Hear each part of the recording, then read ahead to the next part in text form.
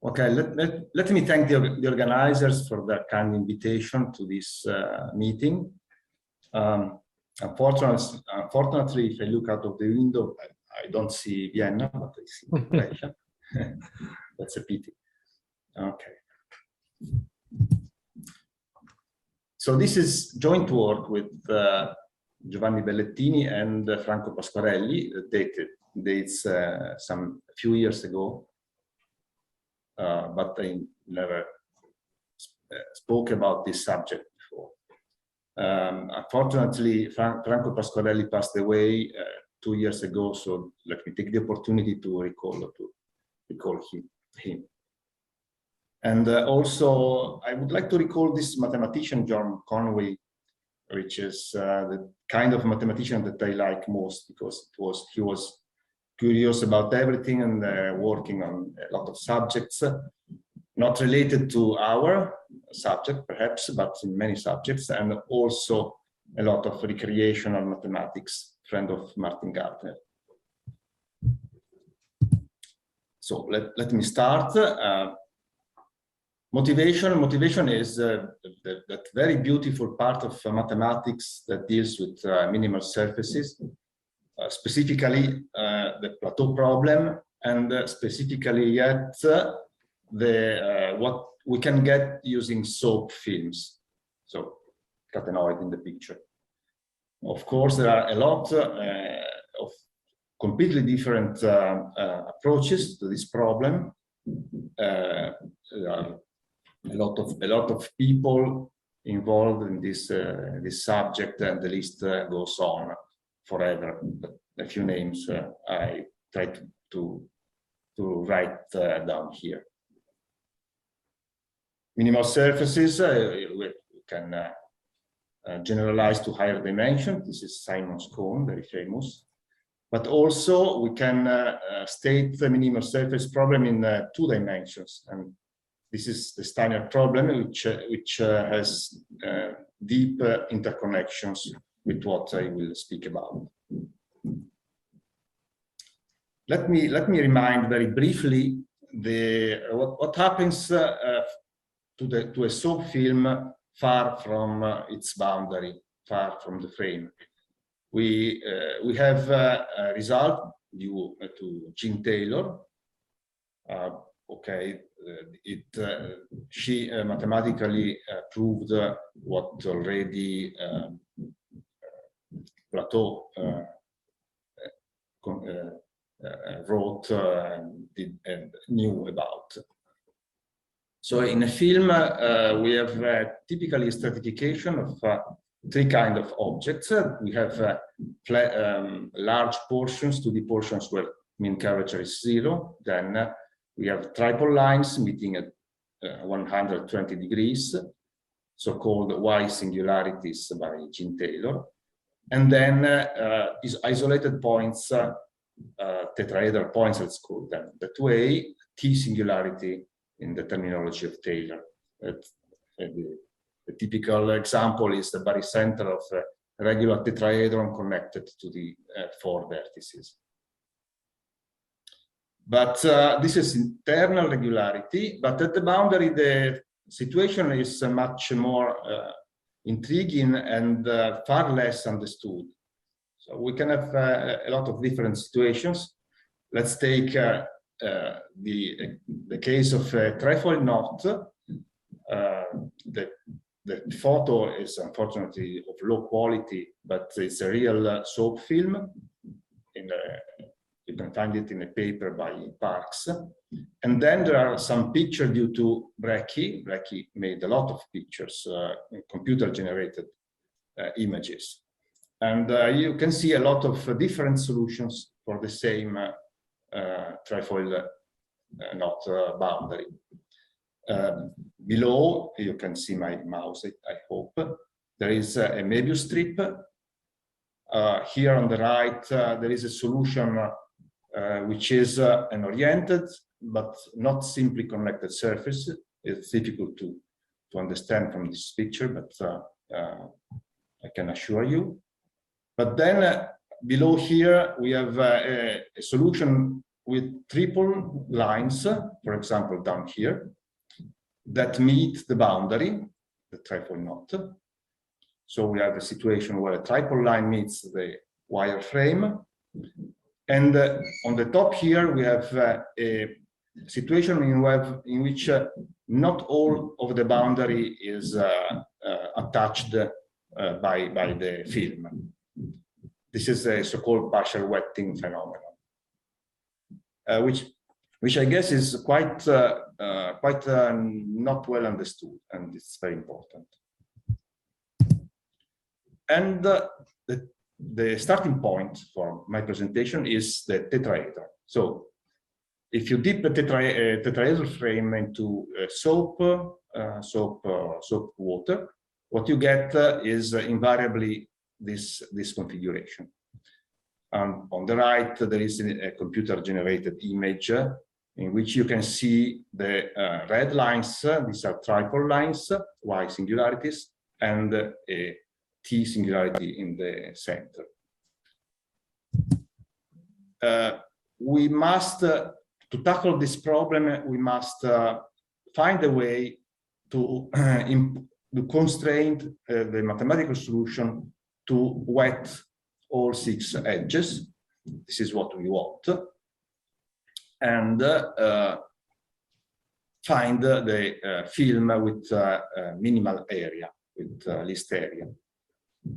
The solution, everyone believes that this is the only solution to this problem, the cone solution. But nevertheless, we can think about the simple question if you can do better than that. It is important that the meaning of how we impose the wetting condition is in competition with the way we tackle the problem. There is a paper by Lawlor and Morgan with a very interesting picture, which is this on the left. And I give here verbatim the caption of that picture. It is an open question whether the tetrahedron bounds a smaller soap film which does not separate the 4 regions. And then quotes the figure was done by Gene Taylor at Rutgers University and the Geometry Center many years ago. On the right, there is a computer-generated image in which perhaps you can understand better the structure. We have 2 triple lines, in red here, and the topology sports a hole, actually 2 holes, that allow to connect pairwise the faces of the tetrahedron. Now, this is a sketch, and this does not meet the Taylor condition, actually. Topologically, yes, this is fine. Everything seems fine, but not quantitatively. You can see that 120 degrees is not satisfied here. And the mean curvature, this is difficult to see, but the mean curvature is not 0. Well, it's near 0, but not 0. And on the right is more clear, but also on the left. But let me go back. But there is no mathematical proof that this is not possible. So we want to understand this problem. The topology of the surface that we seek is allows for connecting opposite pairs of faces of the tetrahedron, and this is a problem. This is a problem with the way we want to impose the wetting condition. Why so? Because in many approaches, the wetting condition is imposed by forcing loops, tight loops around an edge to intersect the surface, the competing surfaces. And in this case, tight loops around, for example, the black circle on the left is topologically equivalent to this line, which you can imagine to close far away. but the line doesn't intersect the surface. So we need to pay attention. We don't want conditions that are quantitative. We want topological constraints, and so this is a problem. And actually, it is tricky to overcome this situation, and we need to introduce an artifact. These are called invisible wires by Ken Brecky, who uses the techniques that also we are going to use. Now, the setting which we want to use, the setting is the very simple setting, perhaps the most simple possible. So we want to take advantage of the BV machinery, the Georgian, Giusti, and many others, which I described very briefly in a very simple example, too simple actually. So you take the equator of a sphere, the curve gamma is the equator of a sphere. We enlarge the sphere a little bit. We take functions in BV, characteristic functions, so values 0 or 1, and we force the value of these functions to be 0 or 1 outside the unit sphere. This little strip here. In this way, we actually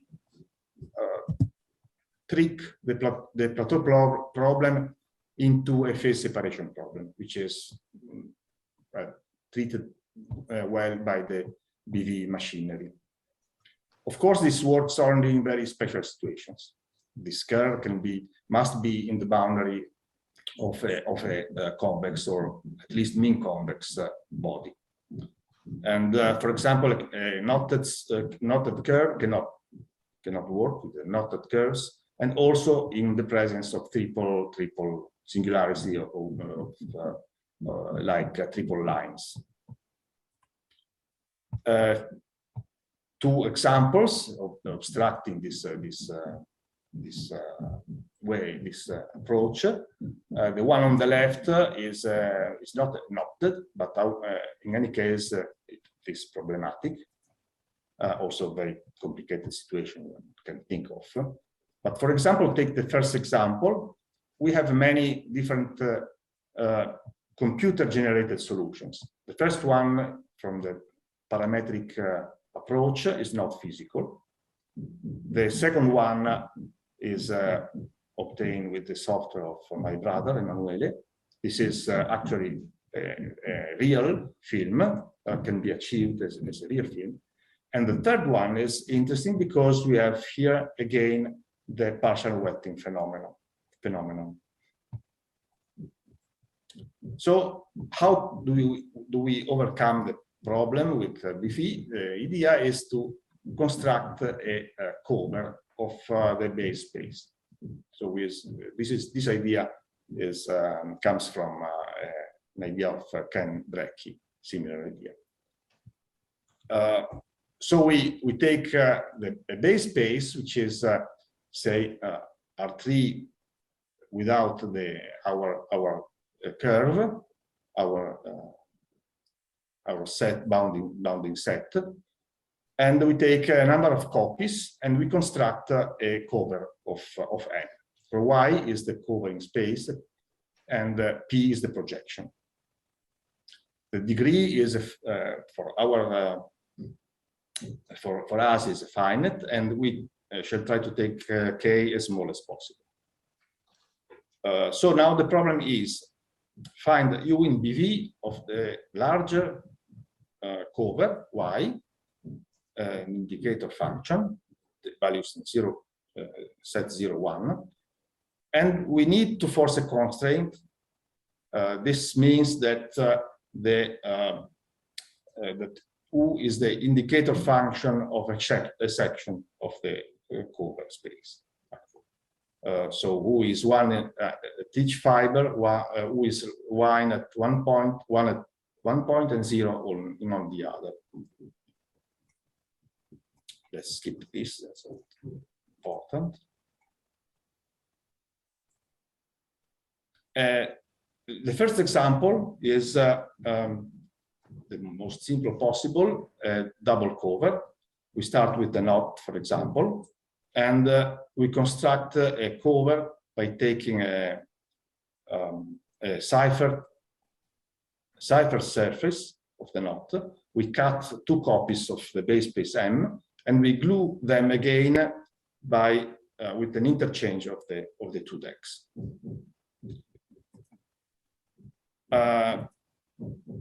Skip this. For example, in the example that I showed before, a cipher surface can be constructed this way, starting from the diagram, and then we take as a set of competing objects the set of BV functions that satisfy our constant. And also, if the base space is a boundary, we also impose a Dirichlet boundary condition, which is not written here. So what happens is that function u is forced to jump when we loop around an edge, because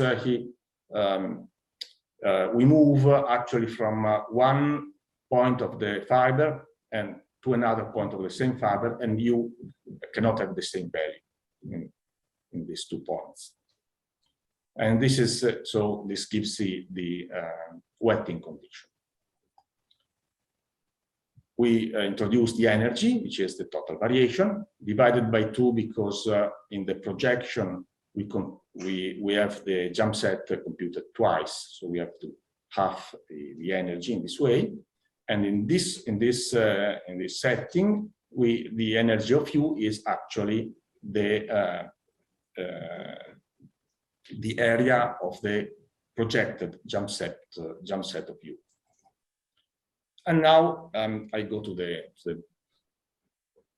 the main point. So we take our tetrahedron. The regular tetrahedron is not good because we don't expect to have a solution with the required topology on it. So we take 2 opposite sides, say of length 1, and we pull them apart. So we get an elongated tetrahedron. The shape is like a wedge, shape of a wedge. The distance becomes larger than that corresponding to the regular tetrahedron. And now we need to construct a cover space, the covering of this of the complement of this structure.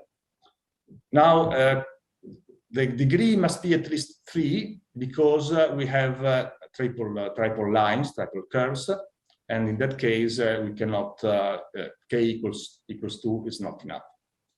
K equals 3 is okay, and we are able to construct a cover with this situation in mind, but we need to introduce the artifacts that I told you before. These are introduced like 2 circles corresponding to the letters A and E in the upper diagram. Here the edges are a little bit deformed, but just for the sake of the picture. Since for the cover we were interested only on the topological structure, not the real geometry.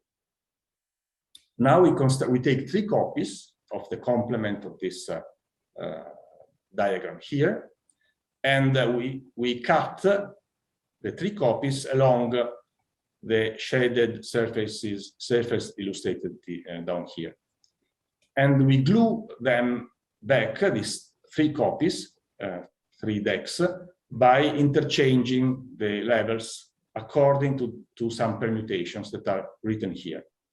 This is tricky, but turns out that this is the only way to construct in an interesting way this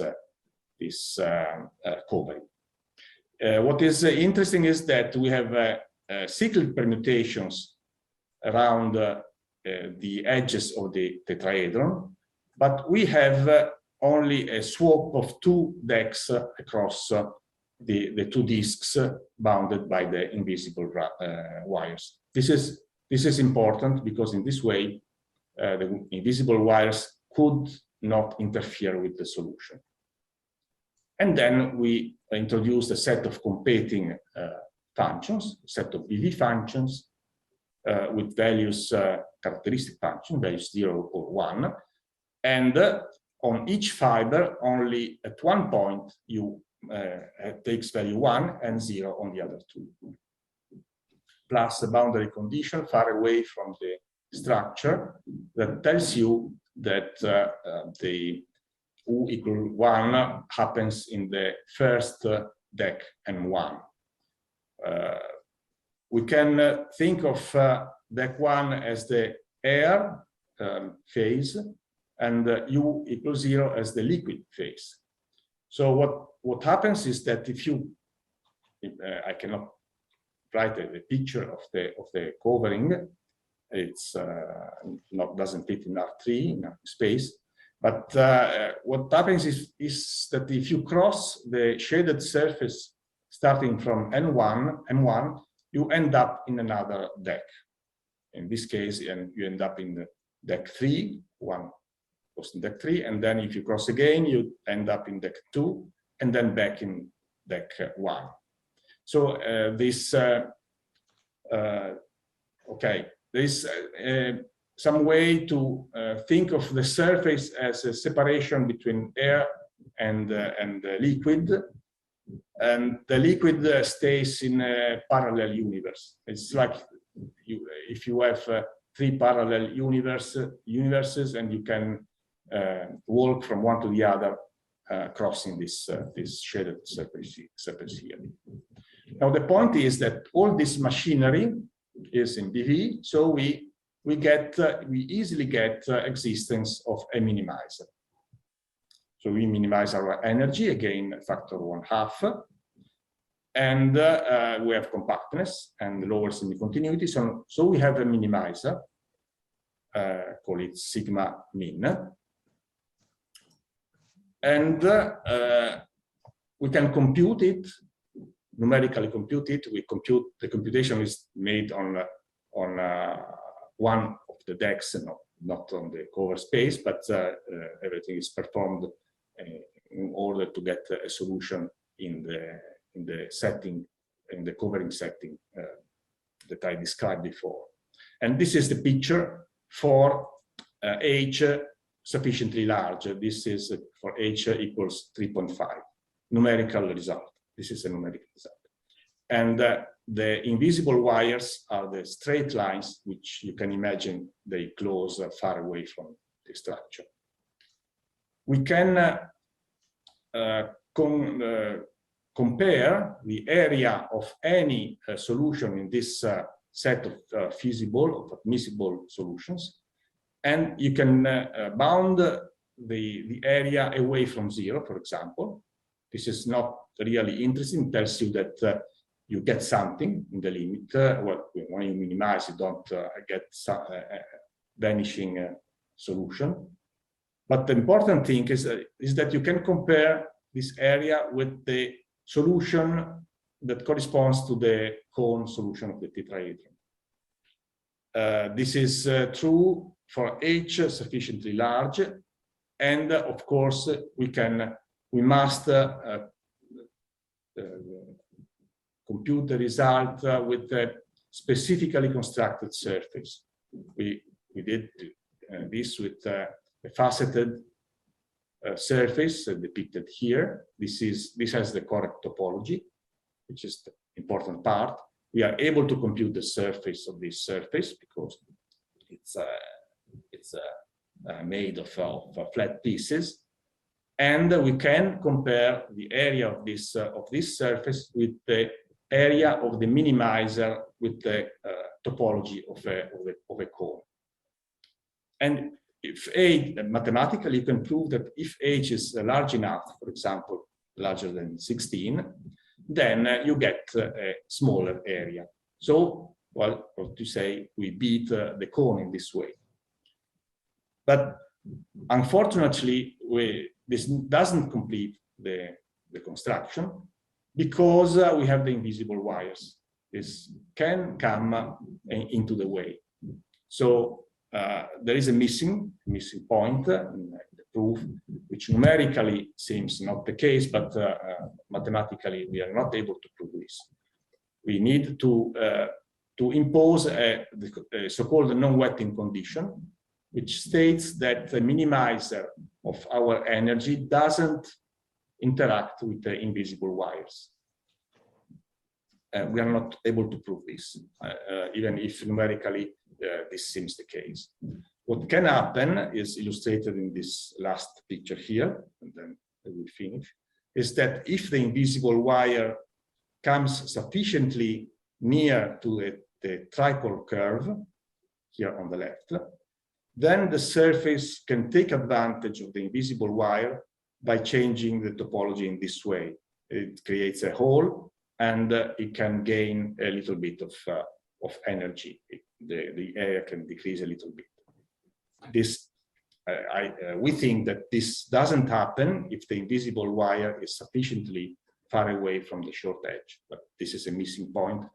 And to attach this problem, actually, we need to understand better the structure of the partial wetting phenomenon, which is not very well understood. Okay, I think I can stop here. I hope I made up some time. And so thank you much. Thank you very much, Professor, for nice talk. Any questions? So I see questions from Anna. So please unmute yourself and you can ask. I was just clapping my hands. Sorry. Thank you. Sorry. Nice of you. Questions?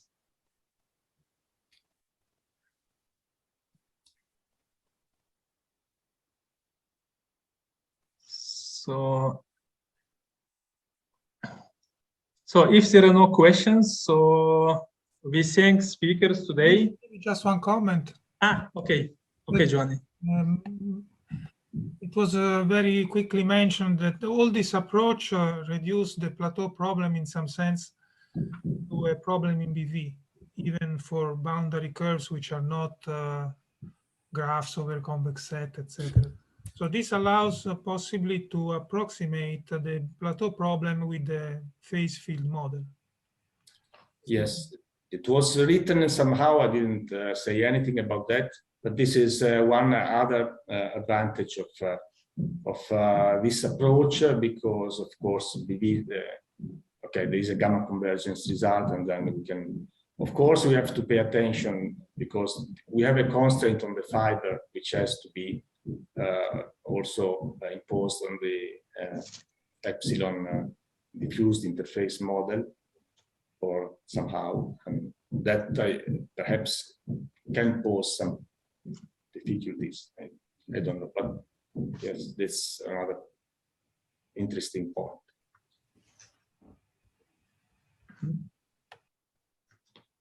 Yes, I was a little bit quick due to time, I hope.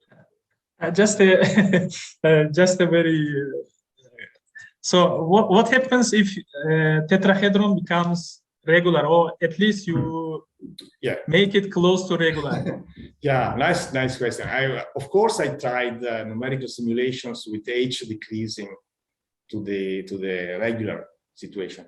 What happens? What seems to happen, because actually, what happens is that the software breaks down at some point. So, and that's because the software doesn't tackle changes of topology. So what I think is that the surface becomes unstable. It's the same that happens with the catenoid, which if you take the 2D far away, and at some point the catenoid becomes unstable and it closes its neck. And in this case, the two holes close, and you end up with the cone solution. And before of that, probably the cone solution becomes the global minimizer, and the topologically non-simply connected solution is no longer the absolute minimum, and only afterwards it loses stability, and you and so it disappears. The solution disappears. I'm not aware of any real soap films realizations. Probably is a little bit tricky because you have to elongate the tetrahedron quite a lot. Actually, theoretically 16, but 16 is much larger than what I think is a real situation. The images at 3.5 is probably already a situation in which you have a solution. Okay, so we have a question from Professor Leonardi. So, Gianpaolo, please. Yes, can you hear me? Yes. Yes. Okay. Well, first of all, thanks for the very interesting talk. And I was curious about this. Maybe you said something now at the very end about the possibility of realizing such a configuration, maybe with some experiment. Do you think it is feasible? Yes. I guess you tried. But yes. No. You have actual examples. The one that I showed at the beginning, the picture is a low quality, but it's a real soap film example. Let me go back. This one, the picture is a situation. I think, if I understand the question correctly, that you are mentioning the partial wetting situation.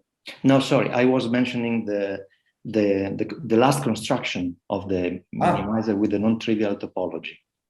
Yes. Well, okay. We don't have a. I didn't try because I'm not sufficiently good in making wire structures, but we don't yet have a realization of this that kind of surface. Although I think it actually does exist, so it's a matter of trying it. I didn't do that, so I don't have a photo to show. Thank you. Very interesting. Anyhow, thank you. Thank you.